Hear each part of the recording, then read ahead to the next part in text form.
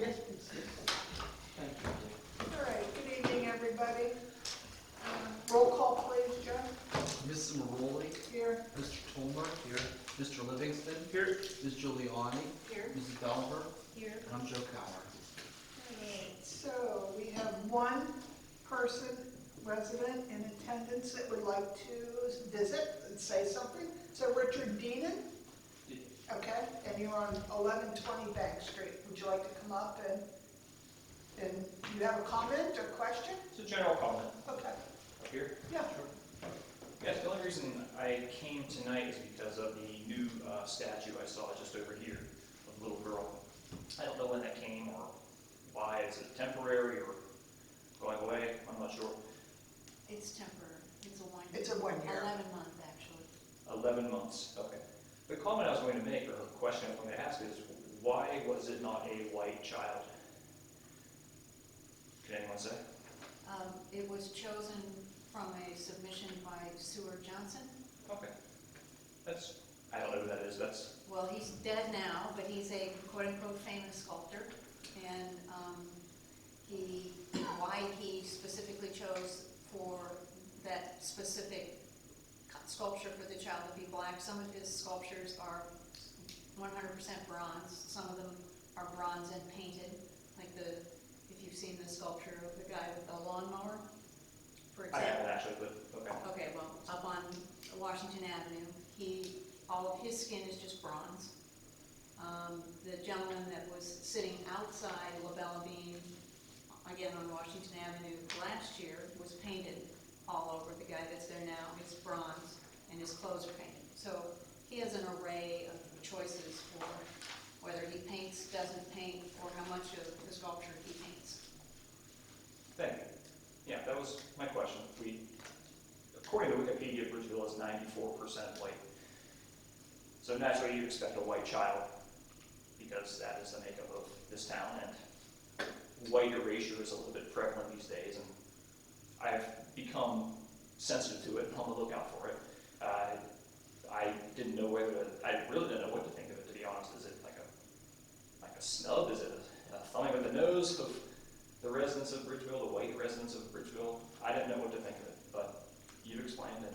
If it'll be gone in 11 months, I guess, then okay. I wanted to be on the record stating this, wondering why there was no white child in a town that's 94% white. All right. That was it. That's all I really wanted to say. Well, thank you. Thank you. All right, so moving on. Adoption of minutes for the March 27th, 2023. Any changes, comments, corrections? I move to approve. I need a second. Second. All in favor say aye. Aye. No, nay. Okay, motion passes. Moving on to new business and the Bridgeville intersection upgrade. We are in our second part right now, and Matt and Emma will be presenting, and we look forward to seeing what you came up with. Is Royal Roadways the name of your new business that you created? Yeah, for academic purposes.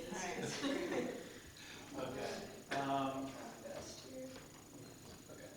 It would be cool if it was Royal Roadways LLC. Just take that under I did advisement. have a little trademark, but I didn't want to get sued or anything. No. Okay. I think I should play. Yeah, just play it and we'll go along. Okay, so again, I'm Matt, that's Emma. The other two roommates couldn't be here because it's finals week, so they're busy. We wanted to go through some of our final reports on the intersection that we talked about with you a month ago. So we have this presentation, which was our PowerPoint that we did our final presentation on in class.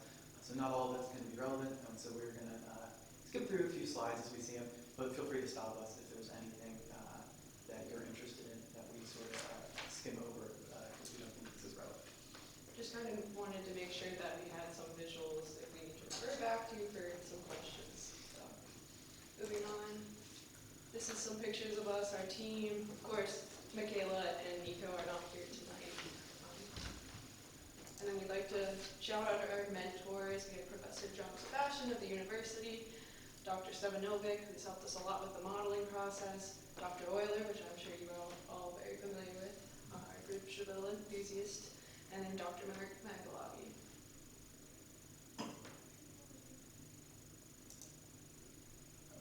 So it's just an overview. And as you're familiar, our location is Chartiers, Lesnut, Bank Street, and Mayview. That awkward geometry. That's two-way stop controlled. And our scope was kind of to look at the existing conditions, to analyze them, determine if the upgrades were warranted to this intersection, and strategize and develop a design with a cost estimate, schedule, and overall plan for an upgrade. So we talked a bit last time, there are a lot of vehicles that go through this intersection. The data that we had in 2019 showed about 11,000 vehicles entering in the morning in just 1 hour, going through any of the directions, and about 1,500 in the PM traffic rush. And so that's a good amount of traffic. We did our own counts and we found a little bit variation for COVID, but we used the more conservative in our design. We aged up the data, and as you will recall, we ran it through PennDOT's warrant analysis workbook, which basically says if you enter the volumes and different stuff about the intersection, it can be warranted for upgrades such as a signal or a roundabout, and it did meet those qualifications. And that was for both the 2019 data that was conducted by an engineering firm, and then also the 2023 counts that we tried doing. And we did go over crash data already. I know that you got us the non-reportable crashes. We had 15 crashes. No. Yeah, it was about 4, I believe. Yeah. in the past 5 That's years. another perception versus reality. Right. Yeah. That was Oh, it's such a dangerous intersection. And then I thought there was gonna be a lot more non-reportables, because, I thought so and then too. it wasn't, what was the number I sent you, was it? It was about 4, I think. Yeah. It's dangerous. People are Yeah. just good at Frogger now. Yeah. But, I mean, we still see a small pattern in the severity and the type of crash, a lot of angle crashes, and 8 of them were only property damage only, but the rest are minor injuries. So, any crashes we can avoid. And as we talked about, we had this plus sign intersection that has 32 points called conflict points, where if a car is going through the intersection as they should, that's where they might hit another vehicle when they're like merging, diverging, turning, crossing over. And our intersection here only has about 18 conflict points, so that's working in its favor, but we're still seeing these crashes. And just, I'll throw this in now, when we talk about roundabouts later, that's only 8 conflict points, and those are about, I forget the exact number, I believe it's about like 80% safer is the number that is often quoted, just because it's only when you're entering and exiting the roundabout. So, we worked a lot in this program. It's called VISM. It's similar to SimTraffic, which PennDOT more Oh, that's cool. uses. Yeah, it's fun to watch. Basically, we modeled the intersection as it is right now, and then our different alternatives. And by putting in the data, you can put in lane widths and make it act like it actually is in real life. And you basically get a summary of what the delay at the intersection is with the volumes that you input, so you can kind of understand how the intersection is performing. So if you do like traffic counts, so you can actually do like a whole day and like see where it backs up at rush hour or stuff like that. You could, yeah. For our purposes, we only did the peak hour, Right. and it's more as like a user interface, but we like sped it up so we could get those results faster. But you can sit there and watch it like paint dries. It's very entertaining. But it does tell you some very interesting things. And in the future, I'm sure other traffic firms could do that for you, but HIT also has that resource. Like when baseball game lets out and you see two Chartiers back there or something Yeah, like exactly. that. Yeah. Yeah, everything is in there. All you have to do is input new numbers with the data. So if you ever have any new traffic counts, or just want to, for sake of argument, say, oh, what if we have this much growth because we're looking at these ones here doing this, the model already exists. The software is a little bit more obscure, so it would have to probably go through PIT for the licensing. Yeah. But they will have access to it in the department. take a guess at something based on just what you're doing now in school.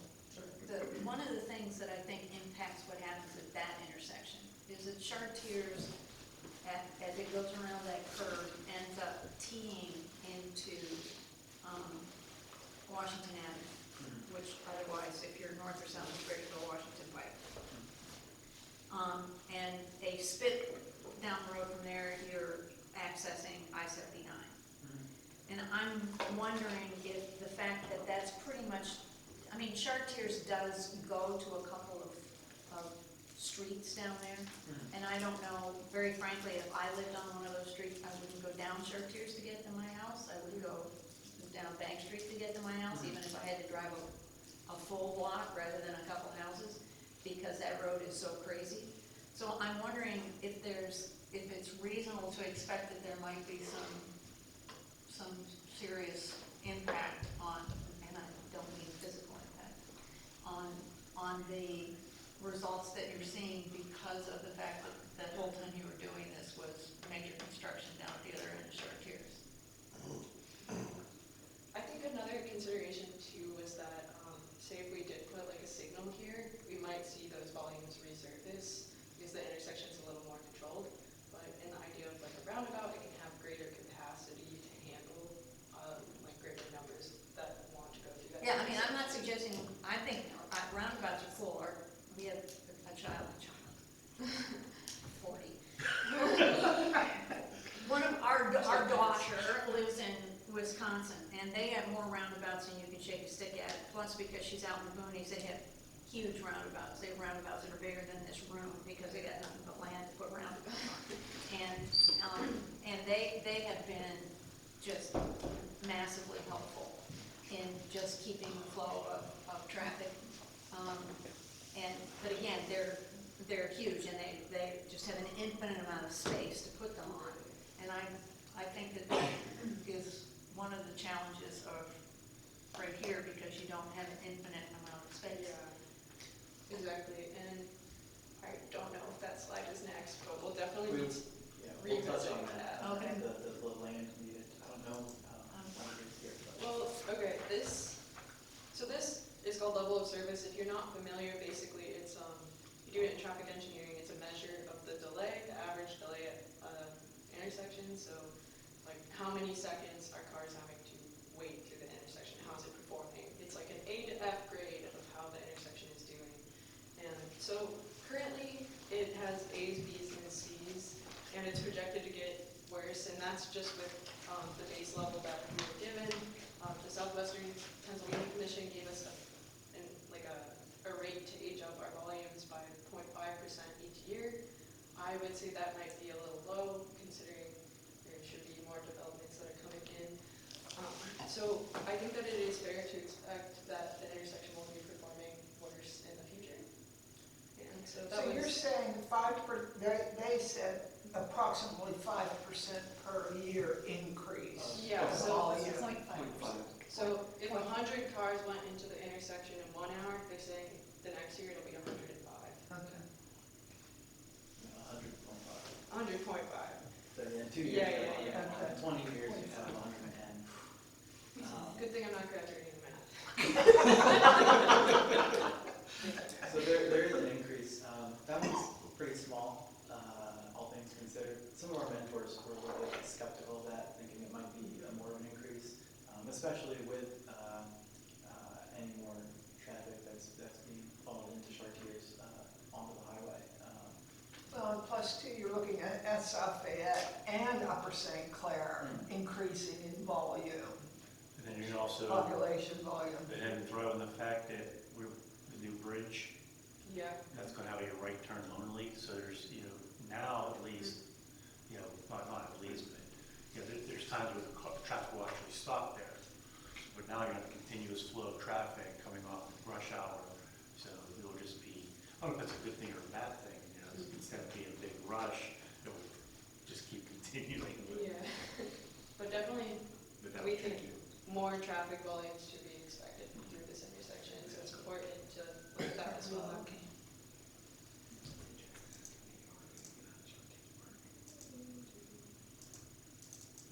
So we immediately we kind of dismissed a four-way stop control in terms of that intersection. It's almost silly to consider, but we looked more in detail at a signalized intersection with 2 phases or 3 phases and then a 1-lane roundabout. So we'll go through that. Of course, we wanted to consider construction costs, how it would impact travel, especially during construction, environmental factors, and safety, as well as pedestrian and bike compatibility. And you recall that we were here not too long ago. So, Okay, I can talk about that. okay, you let me know when you want me to advance it. Okay, so I don't want to get too in the weeds with the signal phasing stuff, because that's not what we ended up thinking was most advantageous. But we did go through and we calculated using some traffic engineering best practices what those signal timings would be based on our traffic data, so we could plug that into to our software, those models you saw earlier, to look at how those analyze out. You could go past the nitty-gritty how we did that. And so we had the 2 or the 3-phase signal. So the 2-phase signal would be going north-south, that goes in one movement, and then Chartiers and Lesnet goes in another movement, which would be kind of funky because you'd be making these through movements going at that sort of S curve. So we didn't love that from the safety perspective, even though, but in looking at it, that was the more advantageous for congestion and for getting traffic through. That was a bit better in terms of signals. The 3-phase seemed safer, but really didn't seem feasible from a congestion perspective. The level of service that our programs spit out were not, didn't look good. And we'll show you that in a few slides, I believe, but it was very much not good. So the signals did not look promising when we plugged it into our software. They didn't look like a great solution. So initially, we also considered the design of a roundabout, specifically a single-lane urban roundabout. And so this was kind of just our design parameters that we used to input into the model. Just hopefully you can see this a little bit. It would have like a 60-foot diameter center island with 14-foot roadway with 2 feet on either side of that lane for cars, just so that you have enough space. And it would have the appropriate measurements per standard for entry and exit, and just like the alignments of them all. And that would also bring the speed limit down just for the roundabout to about 15 miles per hour. That's almost like a natural thing too for how it is aligned. They were designed to slow down vehicles. Yeah, so looking at the potential issues is, like we talked about earlier, the space involved was our biggest one. We have the costs and the construction. Those are sort of typical to a roundabout, is that it's going to cost more than a signal. It's going to take longer time than a signal to put in. But the thing we're worried about for this project is really that the space. And so there isn't enough space within the existing right-of-way to put in a traditional roundabout. And so your options are to take small pieces of adjoining properties or a larger chunk of one property. And so talking to their mentors, they seem, from their engineering experience, that larger chunk of one property, potentially taking the whole thing if that business could remain viable with the part we took. That garden center in the southeast, which is split between Bridgeville and Upper St. Clair, would be the best candidate for that. It's the only surrounding property that's not residential, and it would be the easiest to work the geometry through if you were to buy from some of that or the entire property. So the red circles, that's the just property, that's what you would need for the roundabout. That's the approximate area of the roadway, and then you need a little bit on the side past that to get the sidewalks and the right of way. The red circle is the sort of our design roundabout that we use to sort of visualize it. it's kind of just the centerpiece, but you've got to remember the legs too might Sure. bite into that. Yeah.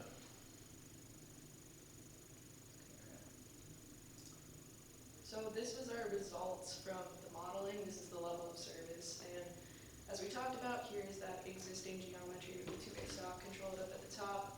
It's mostly A's, B's, and C's. Once it starts becoming D, it is not acceptable for recommendation. And the two-phase signal, not only is it not safe in an engineering perspective, we also saw some E's. Maybe an engineering firm might find a way to model it a little better, but we would not find this a viable option. The three-phase, it also dropped the levels of service down to F's in some of the cases, and it's just not a good picture of a signalized intersection that has long lines of queues either. It's not getting that traffic that needs to go through it. When we ran the roundabout, there were a lot better results. It was comparable to the existing geometry with A's, B's, and a C, and just one D. Even though some of the approaches, say specifically like southbound in the PM, that bottom right corner, it went from an A up there to a D, and you might think that that's a big drop, and D's are not good for the intersection, but you can also kind of justify it as that is one time of day, that is a roundabout that has other benefits beyond just the traffic flow going through. So perhaps if it's a little bad at one point in the day, but it provides a lot safer infrastructure, better aesthetic, and more preparation for those more developments, it might be worthy. We talked a lot with one of our mentors, Dr. Magalati, who was in here last month with us, and we were all concerned when it spelled a number that showed more delay for one of the movements on the roundabout. And he reiterated to us that that's one left turn movement at one time of day. And the left turns are going to take a little longer because you got to go all the way around the roundabout. But you're not waiting in queues to go through the roundabout. If it takes you 10, 15 seconds longer, it's because you have to go all the way around, or it's a slower operation than just making that easy left turn sometimes. So that's where that comes from. It's long,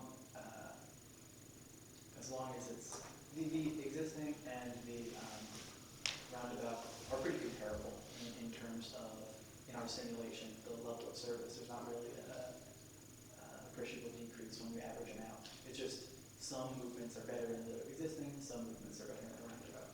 But that's how it's always going to be.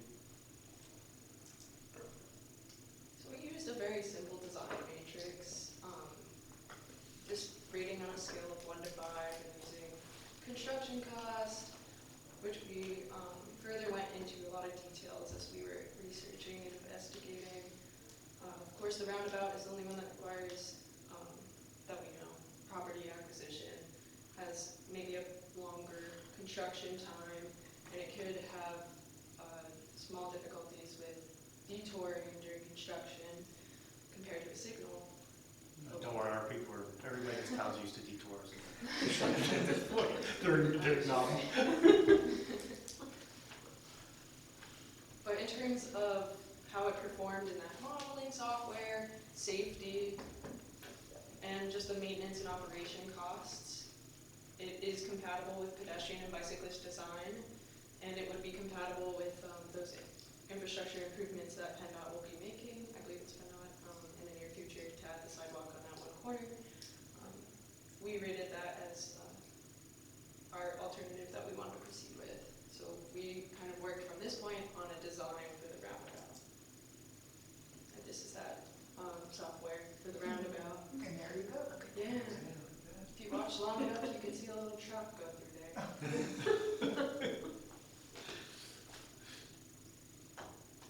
Now, all we have to do is find the money. Well, we also have to figure out how to get people in Pennsylvania to learn how to use a roundabout. It is not a 4-space stop. Mm-hmm. That the roundabout that's down where the Upper St. Clair Post Office is that McLaughlin Road? McLaughlin, right?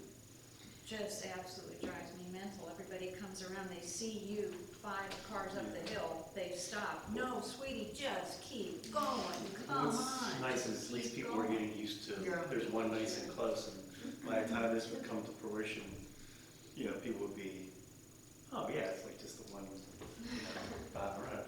Yeah. So does it look like maybe road then would be sort of angled, so that's part of the property Yeah, acquisition to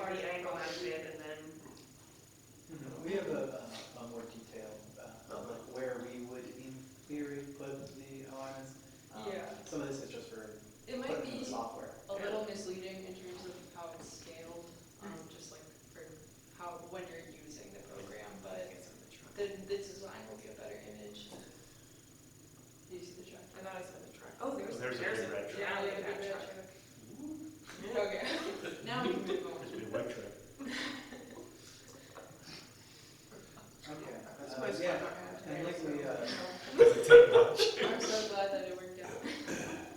what we talked about earlier is that, those same details we talked about earlier, we found this from, I think it was the PennDOT roundabout design manual of, given your daily traffic, these, and the type of vehicle you expect to go through, and the biggest being, I think it was, I don't know the specific name. I don't know the specific name, Like but it's the one semi. we talked about last month.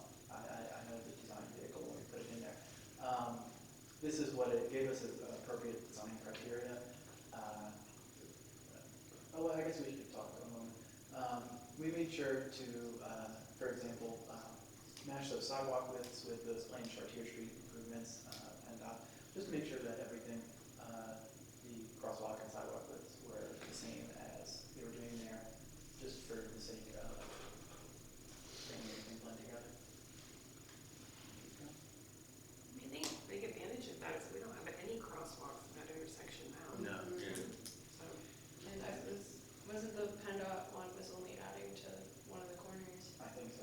Yeah, just connecting it on Chartiers.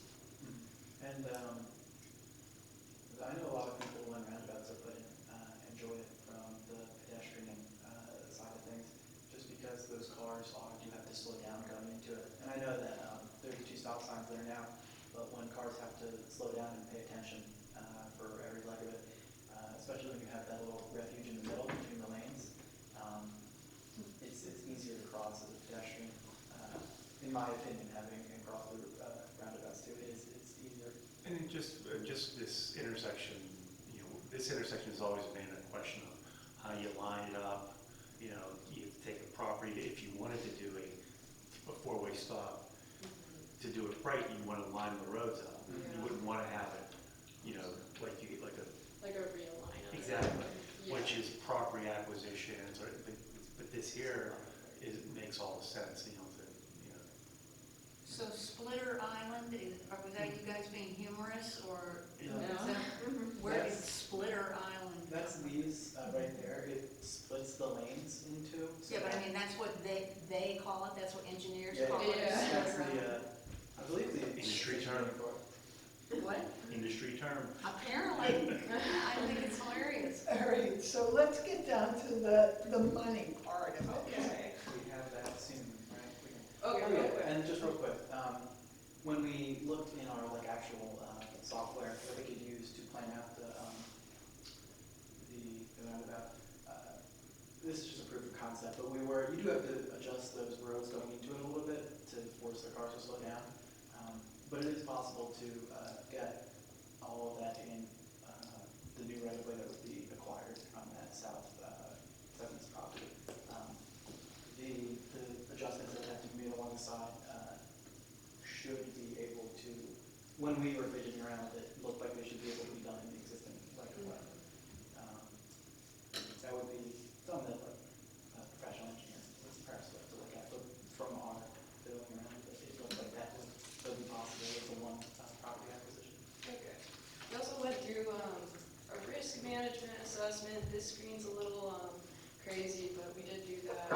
We identified some risks. That's pretty standard with construction management.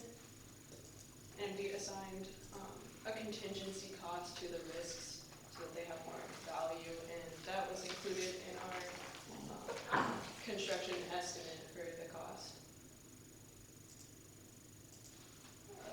Everything will cost. Our construction management guy isn't here with us tonight, so we'll do our best talking about the schedule and costs, but And of we course, might not know I mean, sure. if you have any specific questions about construction management that we can't answer, we can always ask him right after and get him to some response. Okay, so You wanna? I can. So our total cost estimate, what's this finance this look like? there you go. Yeah, our This is the total- money side. Oh, okay. What kind of check line? Our total cost estimate was about 2.2 million. That is from a student group, so that's our rough estimate that we think it is, and that our mentors thought was reasonable, but not going to be. What was the McLaughlin one, Joe? Do you I remember? think that was about 5 million. Yeah, I was But that included a lot of, Stream work. Stream Yeah, work. there was a stream work and utility work, Yeah. that, when we were talking to a guy from PennDOT, at, I think our senior design expo, we was talking about how that one was a rough one with, Yeah. with a lot more needed to be done with it. Basically put it right on top of a stream. On top of the stream, yeah. That one was rougher, and so this shouldn't be Yeah, that maybe makes as sense. bad from a cost perspective. So we didn't know how much the land acquisition would cost, because we're not really experienced in land acquisition. And the records that we found for that tax parcel were also, like I said, the property was acquired, I forget what year, for like $120,000, maybe $150,000. Of course, it would probably be a lot more than that. Right. So yeah, You could let them in. can you press the email button? Oh, sorry. I didn't realize that's what it was. Yeah, so that's about where we came out to, was that 2.2 million. Not perfect, but we think it's about a good jumping off. But again, just to clarify, that does not include any land acquisition. That did include our assumption of land acquisition. 500,000. But that was sort of That is a guess. we That's put it- very, very low. we put an estimate up there. Why, you think that's worth more than 500,000 just for It is this? when they want to do this. What? That's probably why you bought it anyway, so. Yeah, it is when he knows that you want to do this. Commercial Tell him property. you want to retire as a gardener and see if he'll sell it to you. There you go.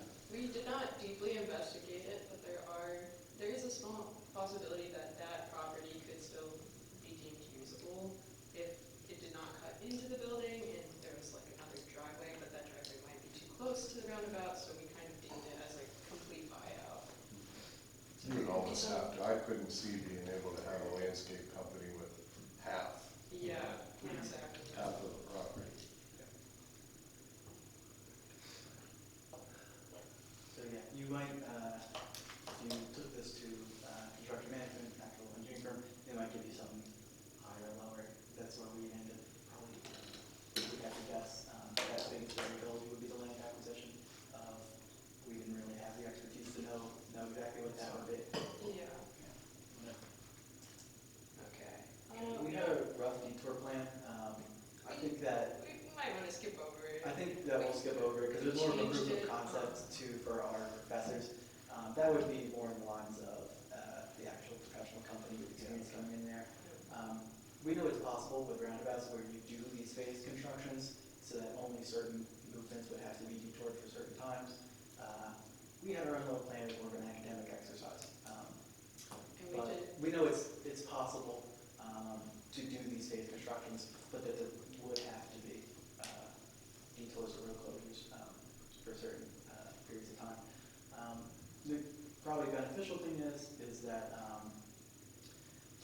here and on to Chartiers and down south would you'd be able to remain that open for most of the time, if not all the time, in theory, so that you wouldn't completely cut off that southern approaches. There aren't great detours going around there. That's what we have in mind, especially when we put the intersection off to the southeast. You wanna yeah. skip these? I will skip through this. We talked a little bit with a PennDOT official at our senior design expo.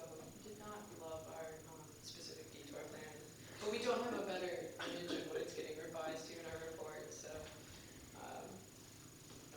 we'll ignore that. Well, I think that you were able to give, at least myself, the ideas to the feasibility of doing something like this and the potential costs.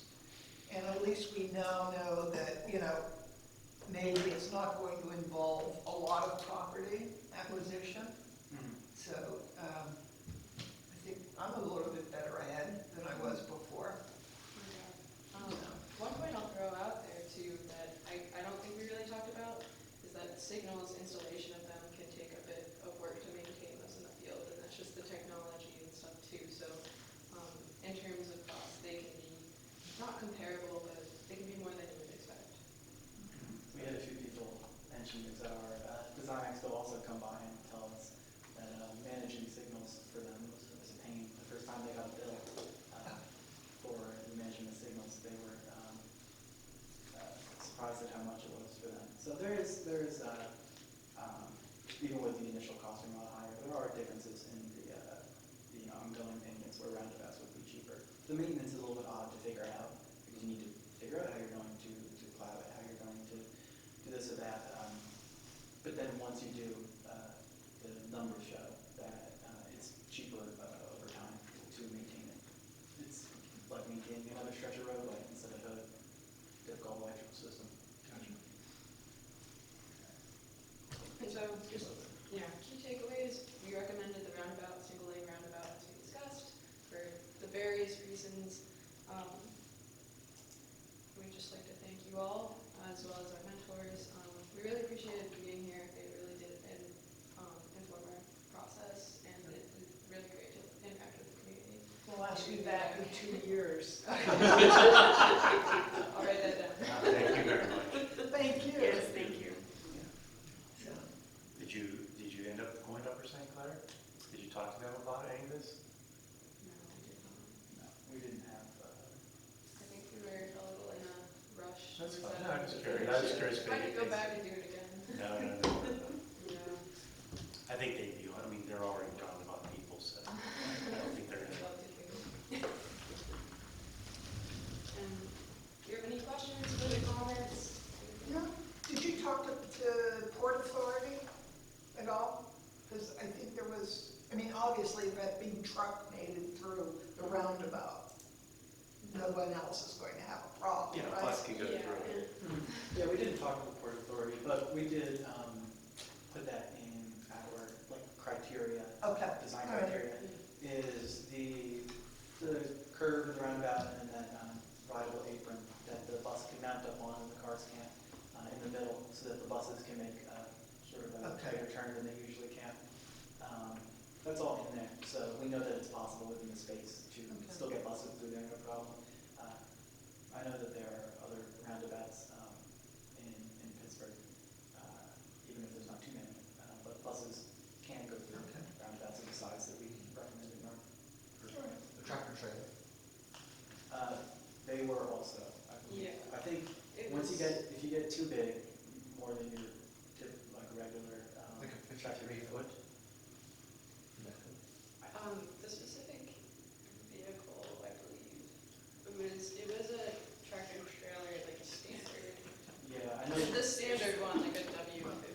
I know we have like a design vehicle and traffic engineer, but I forget what the size that it corresponds to, but that's like the standard traffic trailer, tractor trailer, I suppose.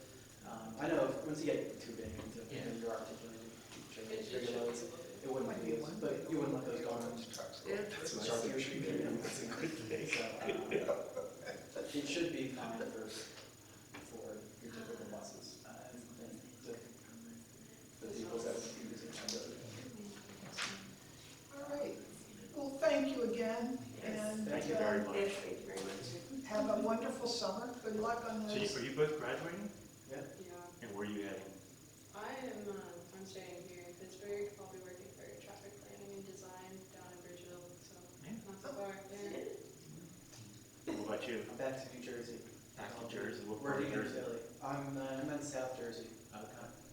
And I commute into Philly, take the train. There you go. Might be coming back out here eventually. But that depends on- Well, in 2 years, to the next meeting. Yeah, you gotta start this project. We'll move me to the Pittsburgh office. I'll be back soon. We'll see. Well, congratulations on your Yes. graduation. Good luck. Thank you. So excited.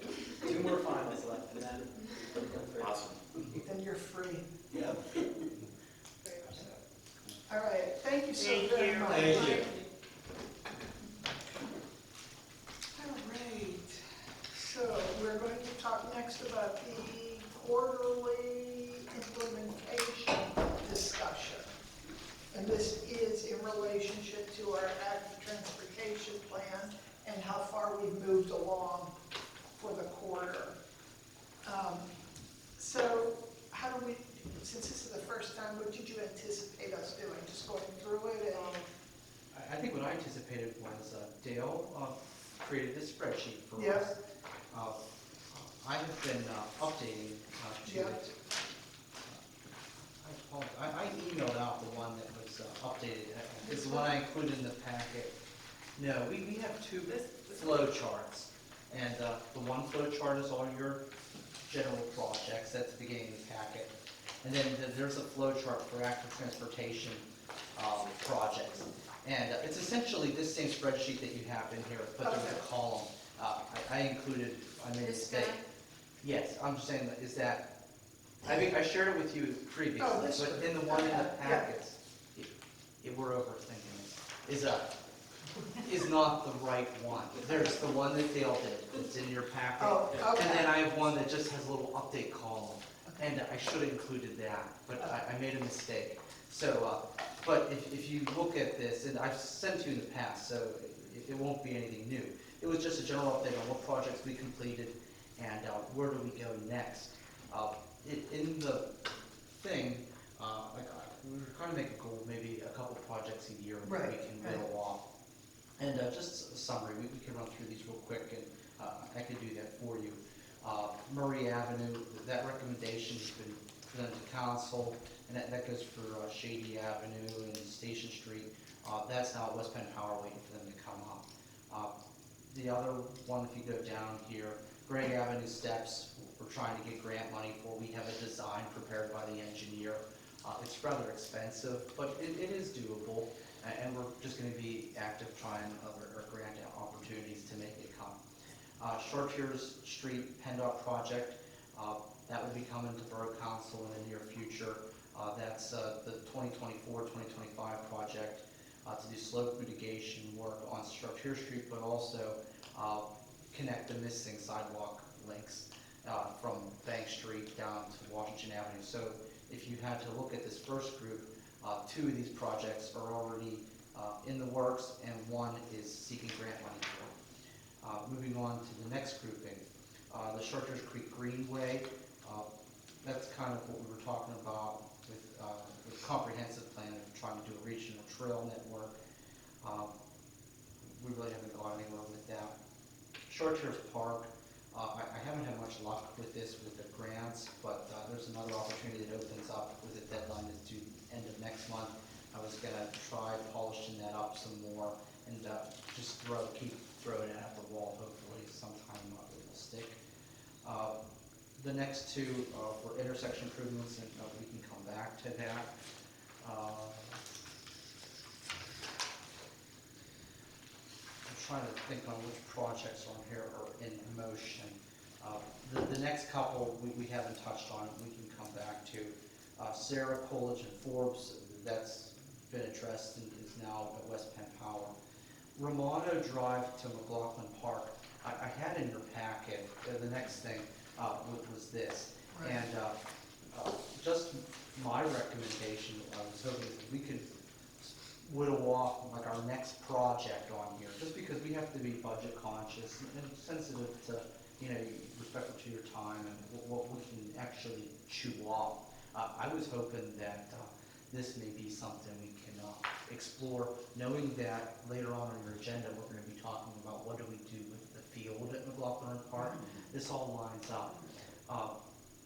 Mike has always told us that there's this natural trail at the end of Romano that connects to McLaughlin Park, and it dumps you down to right behind Shelter 3 is.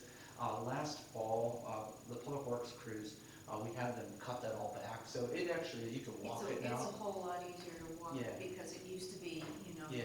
it Now it's a legit, and it was bad in the summer because it was so overgrown, but yeah, it's Yeah. very, very washable now. yeah, so I'm thinking what I was hoping to do is we'd get some of your feedback of how can we maybe within budget and without over-engineering, but also making this something that will be a lasting impact, and what can we do to improve this? And it's something, maybe if it's something simple as like a wood chip trail, maybe some signage, up on Romano Drive to McLaughlin Park, because if you're not from the neighborhood, you would never realize that you're that close.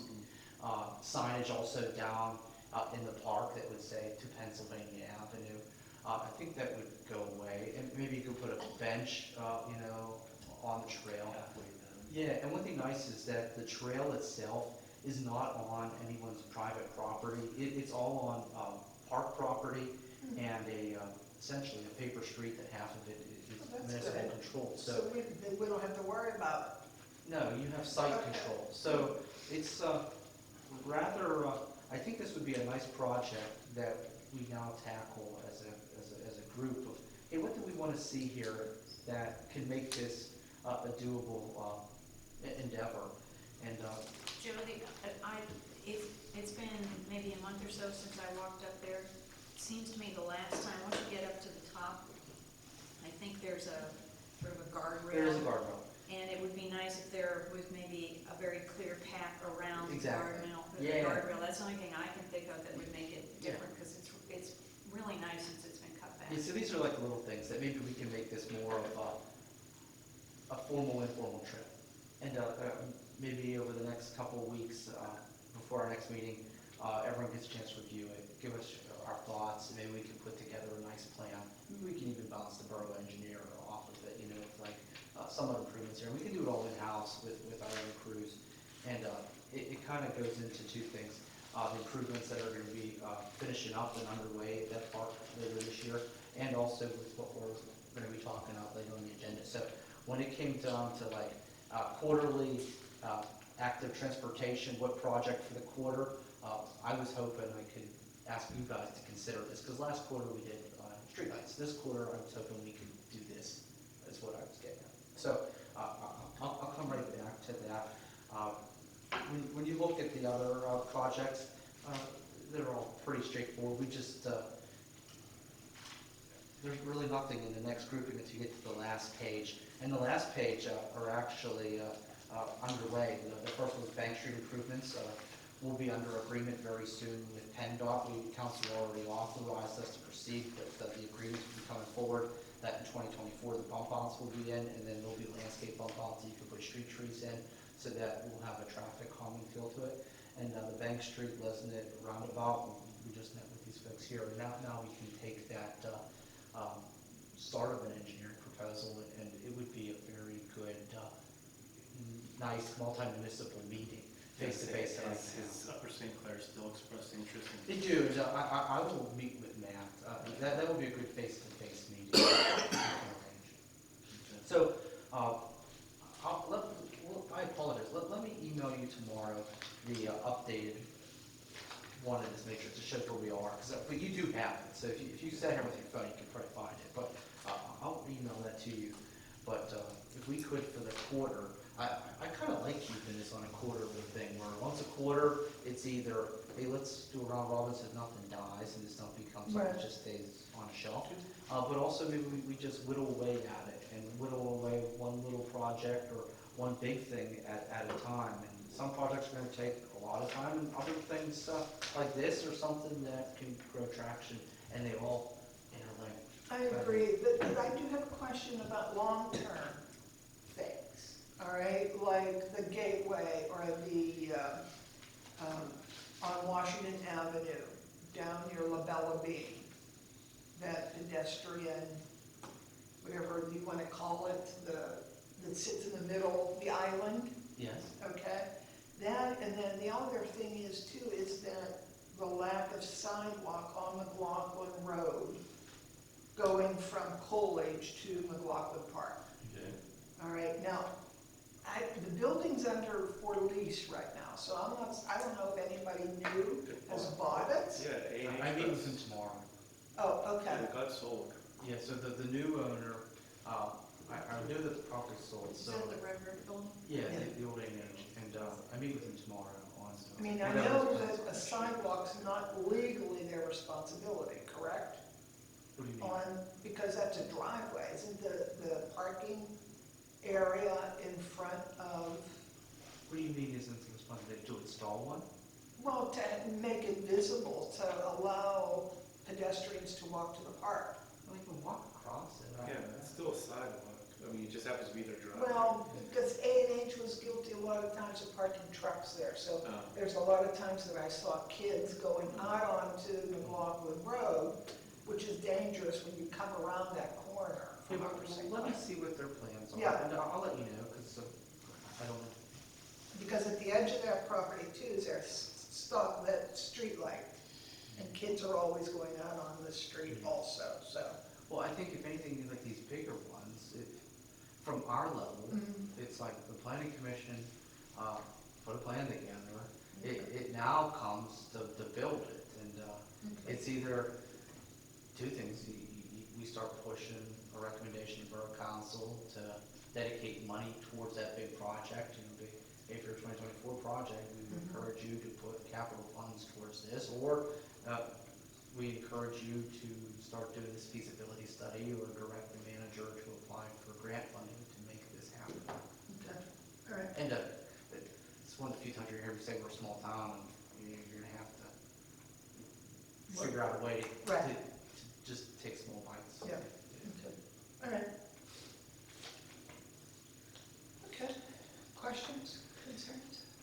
But Romano, it would be nice if you Yeah, could, right. but it'd be nice to think So of like, what you like, what do you think of, like, just think outside the box, is it like, maybe they're like, where would the wayfinding sign go? Like, would it be an affordable surface, like Bitsy's idea of like, hey, maybe the entrance up on Romano needs to be improved a little better. Like, those are little things that Yeah, I think it's just a matter of, go walking. yeah. Right. Now, you said you took, get permission, I mean, what do you need from us? You just want us to say yes? No, I think, what I would think would be nice to do is let's come back, okay, so tonight, we did our quarterly review, and we agreed that our next project in the transportation plan is the development of a formal Romano McLaughlin Run trail. Okay. And over the next month, let's do this little project in-house where we can actually put a plan together that, hey, you have it, the map. Show, hey, we want this to be a 5-foot wide wood chip Right. trail, Public Works installed. Yeah. I can get you an estimate, easy, within budget. Signage should be installed here and here. You can show that on a map. Bench could be going here. Improvements up here should include this. That's what I envision. I don't know what you guys are thinking, but I think that's like how I thought this was gonna go. Yeah. And that seems like what I was told. Don't overthink it. I mean, Yeah. it's simple. Yeah. It's- Okay. So All right. we'll leave this as an agenda for next month. Yeah, And then- we'll all go walk it. Yeah. I'll drive And then down, come back. walk it, and Me too. Take a couple deep breaths before you go up. Take your oxygen. All right, moving on to business. Comprehensive plan update and the plan project for McLaughlin Run Park Meadow project. Mike? So, I saw the rough estimate, and I was a lot more expensive than I thought it would be, but No, but like she has stuff on there Yeah. that if you don't look at the bottom line, I know, but exactly. revise it, it's not that bad. yeah. So, we're talking, there's, obviously, there's what do you call it, whenever you have the borough going, move dirt and stuff, In-house stuff? in-house stuff. That can build, when we talk about getting a grant, we can go up to $10,000, we'll match, so we go up to 5,000. There's probably, another $3,000 right there in just borough services that we could, right, Joe? That's what I assume, Yeah, so if that's the case, with just, we could easily chew up $10,000 real quick for a project like that. So what you're saying is that Rotary can get 10,000 cash, and we just have to match it with in-kind service of the borough? We would do, I think up to 10, Up to so 10. five borough, Rotary, 5 from the foundation. yeah, So was it 5 from Rotary or 10 no, from? we would do, I think we're about $2,000, right? Yeah, something like that. Yeah, and then if you had soft services from the borough, that would be valued at like 3,000, we could put that into our grant, If not more. what's that? If not more. If not more, Yeah. but they would match it, or the total package coming from the Rotary would be like worth 5,000, they'd do another 5,000. And like, this is a project that like, I think you could get some of those, like, I don't know, from like our perspective, unorthodox funding things Right, exactly. to go towards, And like I said, we don't, I mean, I'm just saying the maximum amount of money that we can get is $10,000. No, but the maximum amount we could get is 5, plus whatever the club would contribute. Yeah, that's what I'm saying, but yeah, that's some stuff. Yeah. Yeah. we have to show that we're contributing 5,000. The club would do some portion of it, and then, for example, we could get donations from companies, or, for example, soft costs that the borough is paying workers, those labor costs we could add to that number. Because if you look at their, her estimate, it's 42,000. But if you back out, like, the like benches, sculpture, signage, it's down to 22. Right, exactly. So it's really not that bad, yeah. Far away from 5, but Yeah, I mean, it's not that expensive. I mean, I think it's buildable, that's the whole thing, Yeah. it's a buildable Yeah. project. Yeah, I mean, the benches and stuff can come later. Absolutely. I mean, the Lions have got a couple benches to donate, so. Yeah. You know, Yeah. you start down this road, and maybe it doesn't get all done in all in one Right, year, but at right. least, you know, you get the seed and some of that stuff going. Was it, like, did you look at this number and go, oh, this isn't doable? And No, like, I mean, it was just, I looked at the number and was like, you know, for what we Yeah. can contribute, Yeah. it's a lot more than what we can contribute. it's just, it's a massive space. Right, Yeah. exactly. Yeah, and if there's something that we can piggyback on with somebody else, and, you know, we can get it done. Mhm. We just don't have, but we don't think, we don't have the means to fund the whole project, basically. Well, I mean, the Lions could do the same thing Yeah. that you guys are doing. We can challenge international for an environmental grant, Yeah, do some stuff too. that'd be kind of neat. it would be. You know, Lions and Rotary, you know, that'd be really cool. You know, how you find that? We had a brief discussion the other night at our meeting. I brought this up and just kind of asked the questions. And you know, it's one of those things that our club hasn't got a lot of money right now. But, I mean, we could do a service project to raise some funds, and we could get a grant from Lions International to do it. We add in some of the soft costs to, for matching on our side, we could, you know, Okay. some of those types of things.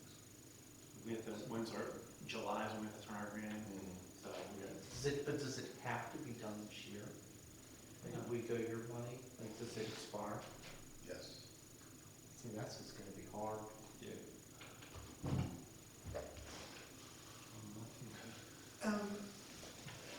So with the trees that we were looking at, I don't know how many trees there are, 6. At what part of, or at what time do those trees go in? I mean, we don't have to do it, it expires, if the grant expires by a certain day or month. You could also phase this. That's what I'm saying, yeah, Phase yeah, 1 Yeah. is the sycamores, phase 2 Right. is this half. exactly, Yeah. yeah. You know, we get $1,000 worth of flower seeds, you know, so throw them out.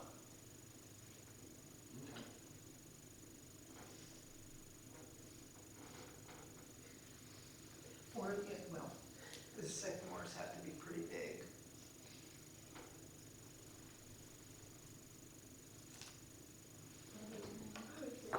Okay, so this is the ballpark?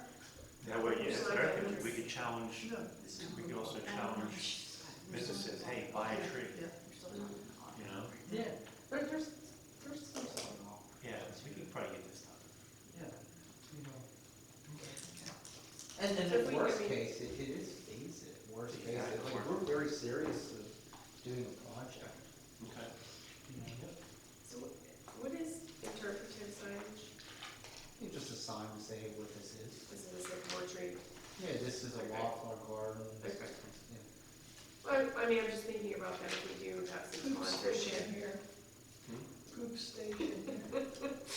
If we have sponsorship, then we're gonna need signage for that. Or you could, too. like, this is a project that if we're serious about, and if we wanted to do it as like, this like grassroots kind of thing, Yeah. that, like, in terms of signage, could be an Eagle Scout project. You know? Okay. I think that's, Absolutely. we gotta think outside the box if we wanted to do that this year. All right. Yeah, because with fall coming up, would be a good time to plant those trees. And they have to prep that property too. So, I mean, track where the trees are gonna go. Yeah, so, let me look to see what other, like, funding possibilities are for something like this, and, I've come across some, it's just I don't know where they are in regard to their submittal deadlines and when they would award, so that, we could do all this at the same time. Yeah. Okay, we can do that. Lions, I'm not sure what the timeline is, but I will explore with the club and international and see where we can get, where that go.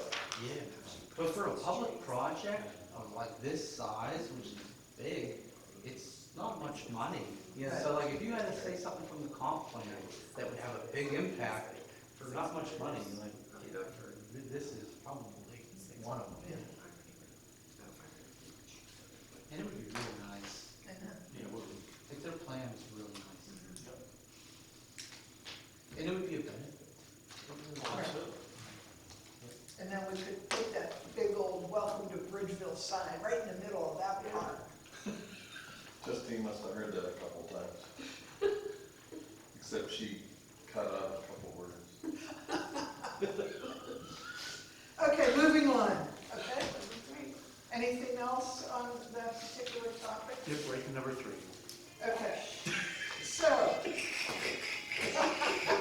You're such a kidder. Okay, so. Zoning amendment proposal on placement of off-street parking pads. Continued discussion. All right, so I sort of sat down and figured out what I particularly wanted to see, which correlated a lot with what Carnegie was offering. However, I did have a few caveats that I did discuss with other people on the committee here. So, I am, so the bridge, do you have this? Yeah. Okay, all right. In the bridge bill, to start discussion on the possible regulation on parking pads. I'm okay with the first paragraph. I mean, we can always discuss this again, okay? However, when it goes into the parking pad or driveway, shall be constructed of a, you can scratch the permeable, all right, because it's gonna cost too much. And from my understanding, it's not the best of surfaces for this particular environment.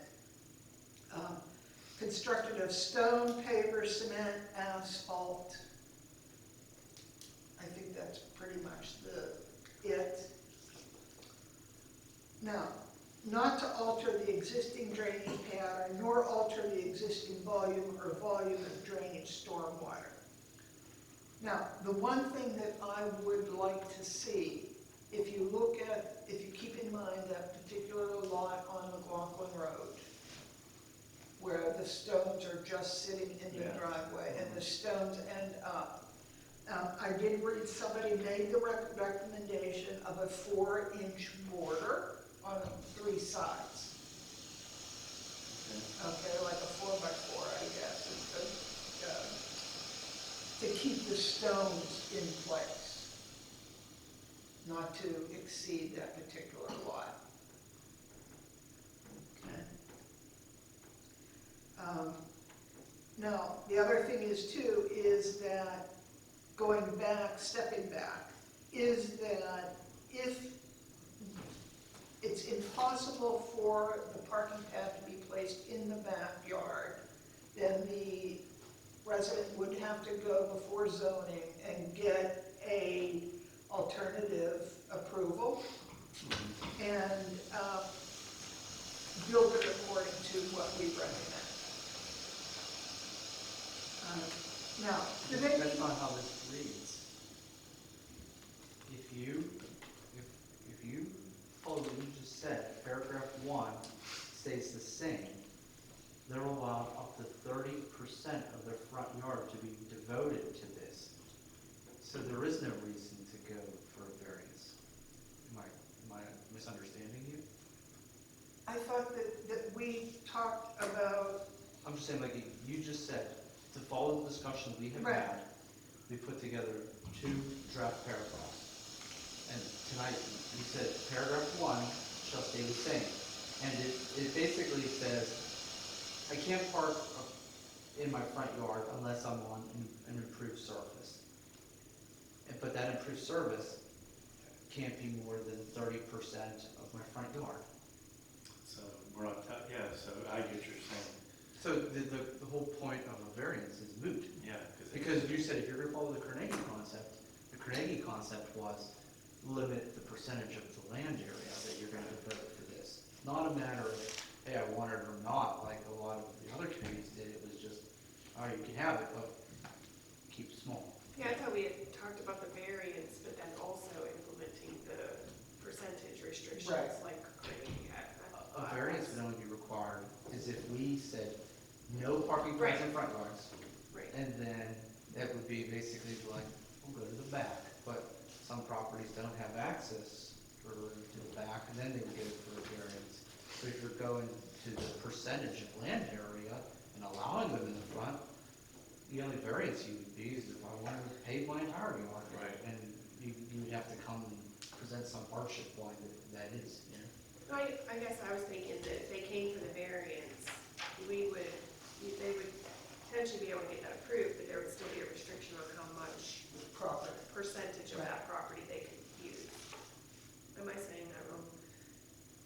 Feel like they have to come for the variance, no parking in the front yard. They have to come for the variance, but then even if we're granting them the variance, we're saying you can't use more than 30% of that front yard. See, I don't know, like, I think, like, if I was in the captain's chair, I would dumb this down, and we're gonna come to multiple forks in the road. Fork 1, do you allow them in the front yard? Yes, no. And if it's no, then we're done, you appeal it, you go variance, okay? And if we're going to the Carnegie model, we're, yes, so we go to the next intersection. Yeah. And it's, okay, what do we wanna do? Do we wanna limit the size? All right, what's the size? And then, that's how I think I would attack this. Because, like, putting in variance, it's like, well, we didn't even decide if we want them yet, you know what I mean? So, like, dumb this down, we know, that's how I honestly, that's how I think, because, like, I'm with Yeah. you. But I mean, I think we all agreed that we wanted the variance. Yes. Okay. Yeah. Well, wait a minute, before we say that we agree, we all agree that we shouldn't approve them unless somebody goes for a variance for whatever their rationale is, but they should not be front yard parking pads, right? Right, there's no, front yard So parking that's not the first permitted, thing. so they have to go for the variance if they have no. you nailed it. Because then the Carnegie model doesn't apply. Okay, but can we put the restrictions, I'm not understanding why. can we put the restrictions on the variance? That, what's the, you saying that the approval for front yard parking or parking pads is no. Okay, so then they have to go for a variance. Do we put some guidelines in for that variance? I think You have at that point, the variance, at that point, they can go to the zoning board, say, hey, look, I can't park in my backyard, or out on an alley, can I put a pad in the front yard? Yeah, what do you got? And they come and they have their whole front yard paved, like, no, we're not gonna approve that, make it smaller.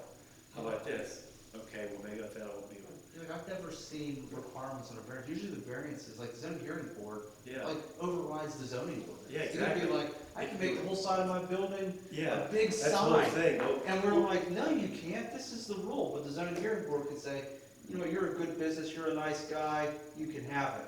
Yeah, They just make their own. It's like a so court. there's no rule, there's no rules when it comes to getting a variance. To get a variance, no, because I think it's case by case, Yeah, you know? Yeah.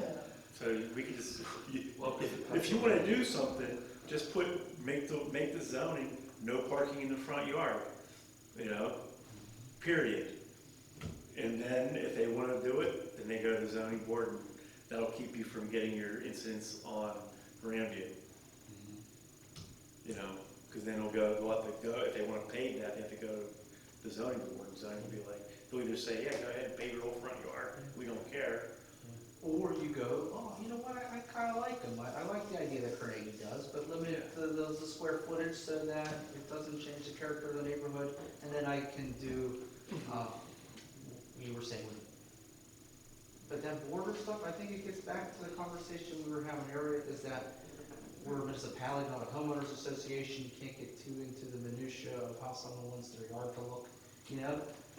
I know I'm really ticking you off, but I'm just telling you, I think that's the way it works. If that's the only thing I want. Then, here's what it is, your job as a recommendation body, we'll write up anything you recommend, and we'll send it to Borough Council. That's really what it comes down to. Okay, thanks. Because we're not writing the law here. Right, We're writing right. the ideas and a recommendation. All right. All right. I'm just trying to get the train on track, so please, because this train has gone off track. So what are we? Oh, it's so organized. Okay. She's gonna write it how she wants. Justine's gonna write it. No, no. Are we back to, where are we back at? I mean, Joe's trying to get I thought we were done. the track. I don't know. Are we back to the variance, or are we back to just writing, you know, this is where we're at? I'm trying to understand where we're at. I'm not trying to stir the pot, I'm just trying to. I'm just gonna say that if there's a potential that zoning would approve somebody paving their entire front yard, I'd rather go with the Carnegie model. That's Yeah. my take on it. Yeah. I don't think, no. I can't see zoning board allowing somebody to pave their front yard now, you know. Well, That's- you never know, it's a whole separate body from. Well, I know that, but what I'm saying is, when you had the issue on Grandview, there was no rules said you couldn't do that, so you just did it. But we do have, like, there is safety nets where there is a, like, lot area that Yeah. can't go over a certain percentage, you know, so Right. there is that, but when people have very big backyards, you know, the percentage don't, but there is different aspects so that you can't get average, you know. All right, so who votes with what Melissa says? I think just make it zoning, you can't park, you can't put a pad in front yard, it has to go to zoning. If you want, has to go to variance, if you want to pour a pad in front yard, a new pad. So that's the hybrid, and that's not the grenade. And just basically, the atomic or the nuclear options, like, you can't just go and pour a pad in your front yard. I mean, if you want to, you know, like if you live on Presley, or, you know, and you want to park, you go to the zoning board, say, look, I live on Presley, here's where to park, kind of pour a pad in the front yard, put a rate in it, you know, because it's hardship. And after that, there's no control. Once zoning says no, yes, there's no control. Right. There's no guardrails. Yeah, because number one, if they go zoning anywhere and call for a variance, if you have a rule that says 30% for your front yard, and they want to make it 60%, they go to zoning board and they get a variance, then that's out of the loop anyway. It's true. You know? Because they hear unique possibilities, you really can't write things because they're unique. Mhm. But this isn't so much unique, but that's how that operates. Right.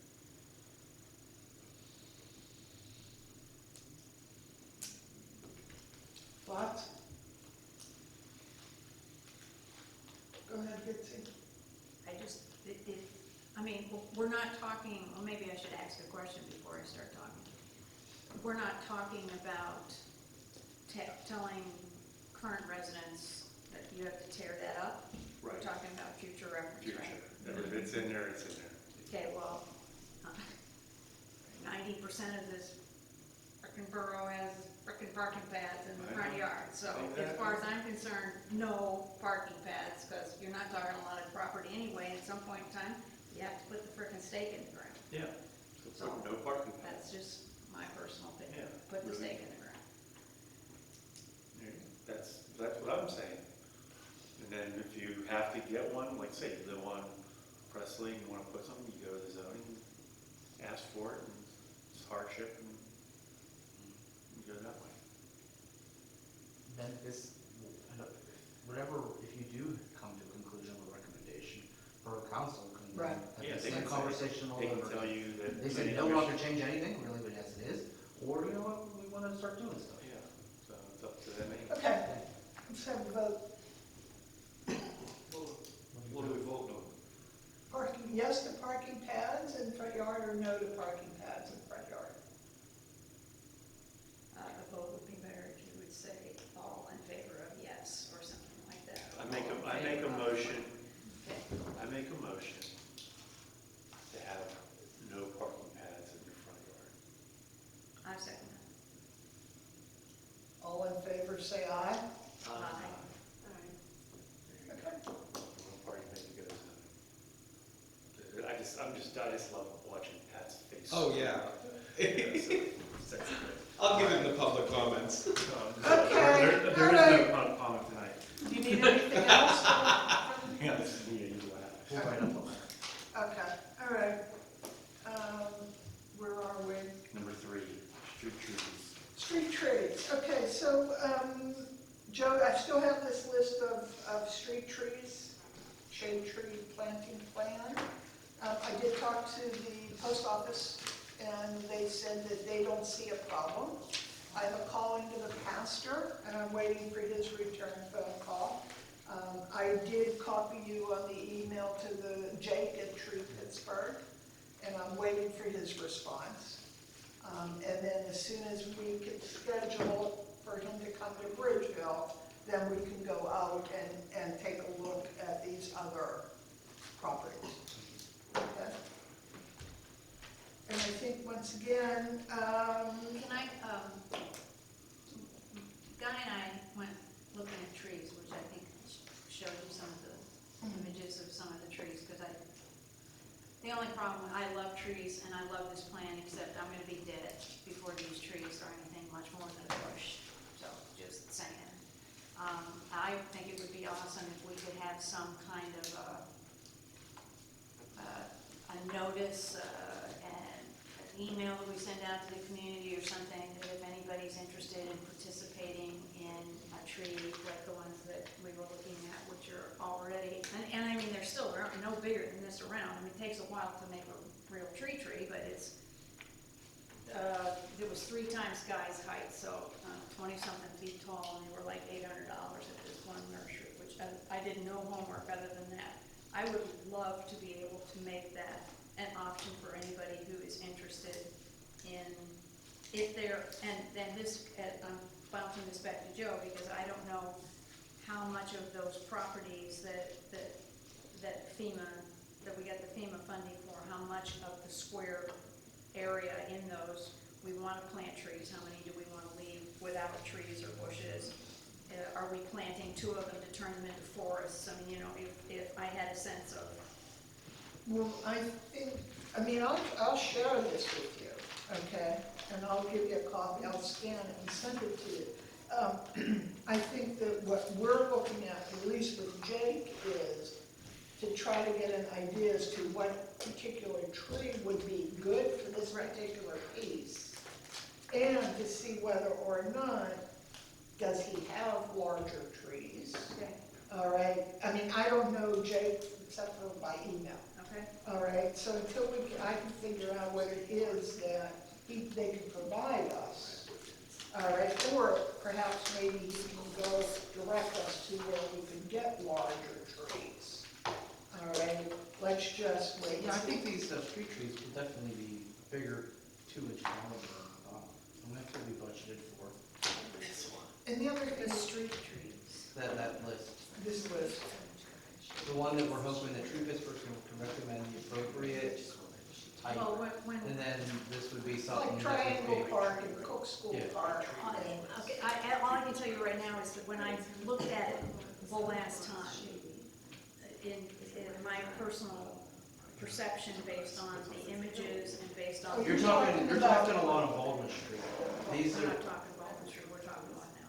these are like the borough starting to do Increasing replanting tree count. trees on public lots and public spaces. Oh, well, I'm sorry about that, guys, I thought we were on, still down on Baldwin. Yeah, very cool.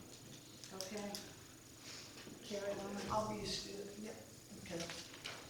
Okay, we just need to budget for trees, that's all. True that. So, just But need we to can have a also resource maybe that I can share with you, for that will give you some ideas. Okay. ARPA would be willing to donate to also. Yeah, we should get a whole side. Okay, Some of that, right, some of that. last but not least, we agenda. That survey is currently out, that's where, Oh, so if you look at 3A, Okay. Reading for comprehension. Hold on for a second. Let me borrow that for a second. 3A. Okay, so let's see. The last time I checked the Survey Monkey, all right, we had 253 responses at 7 p.m. And it was still, the majority was for community space, butterfly pollinator garden, garden beds, and history walk. It was still trending that way. and I think, isn't that up through May, May 15th? And the Right. hard copies are in the lobby if you don't have Right. digital. Okay, rental property inspection program. I spoke a little bit with Joe yesterday and asked him some questions in regards, because I didn't feel confident enough to really discuss this tonight, because I knew it was gonna be a long night to begin with. So, what I had asked Joe was to look at various other sized communities within the area and get us some inspection criteria from other communities so that we can take a better look at it and better understand it. And then, once we get that, we'll share it with you guys and we can make a decision then. Now, the other thing is too, is it possible to get a list or to better understand who the landowners are of these rental properties? I mean, we all know there are a certain group of people that are Bridgeville residents that own a lot of rental properties in Bridgeville, right? We're But talking, you're asking me, who who owns approximately 40% of the community? Yeah. I mean, because they have to register. Yeah, but what's that have to do with us? Take a name off, that's, I don't understand. Now, only because I feel that if we know how many are Bridgeville residents versus outside or property owners that have only invested in this property and have a property manager, that we would better understand what the level of involvement is with those rental properties. Let me see what we can do. Okay. So, anyway, so I think once we get that information, then we can have a better conversation. Anybody have questions or comments or? More information is good. Okay. All right. Spring litter cleanup. Melissa, do you want to give us a? Yeah, we had a good turnout for the weather that we had on Saturday, and lots of trash was collected. Jen, thanks, I saw a Public Works driving around this Did morning, you like finding the collect bags. Yeah, thank you. Yeah. So I think we're gonna collect some ideas for next year to kind of build on this, see how we can incorporate, I think tie together some of the programs that the library was doing, because they had a plant swap while we were out collecting trash, so if we could, I did talk to Ray a little bit about maybe coordinating like times of things, and then just figure out some different, look at some different suggestions on how we can make it a little bit bigger of an event. But we did have, it was a Did good you day. post pictures to their website, the Earth People? Were we going to do that? don't remember that you could post photos, but I'll check. Okay. All right, any other questions, comments? Mr. de Blasio, you have 3 minutes. Three, and go. Okay. Some things need to be allowed to escape off of the list. You were working very hard to make quarterly lists, etc., to make sure things aren't missed. Some things need to be able to come off of the list without action from the body.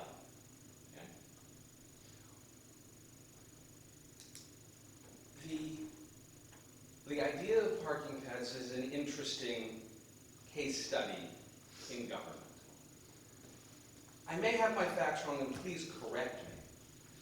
But as best I understand it, Orient looked out of his back window, saw a parking pad on Gregg Street, got upset with it, and brought it to his government. His government brought it to this august body.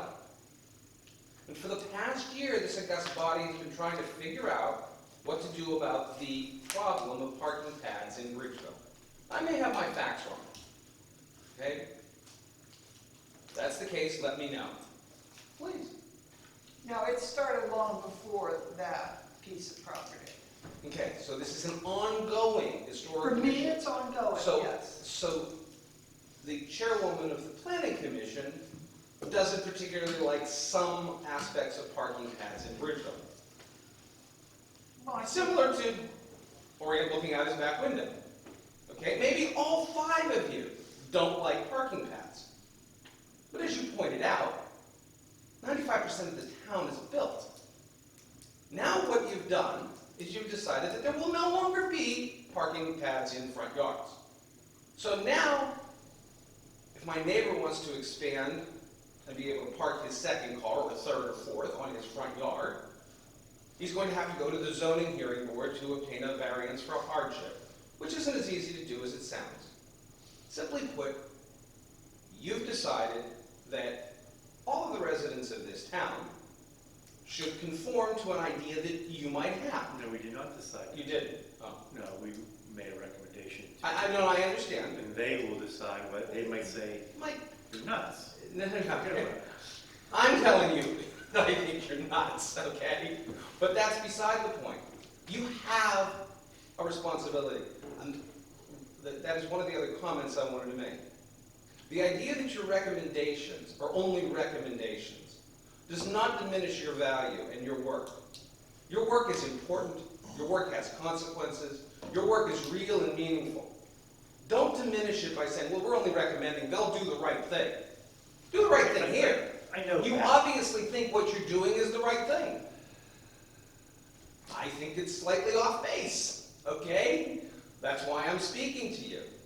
Because I've noted over the past year that things come up, and things that don't need action sometimes percolate within the planning commission because they don't ever go off of your list. And some things should go off of the list. And with that, I would like to conclude with Thomas Jefferson's words. The government that governs least governs best. Thank you. Thank you. I make a motion to adjourn. I'll second the motion. All in favor, say aye. I thought Mitzi had another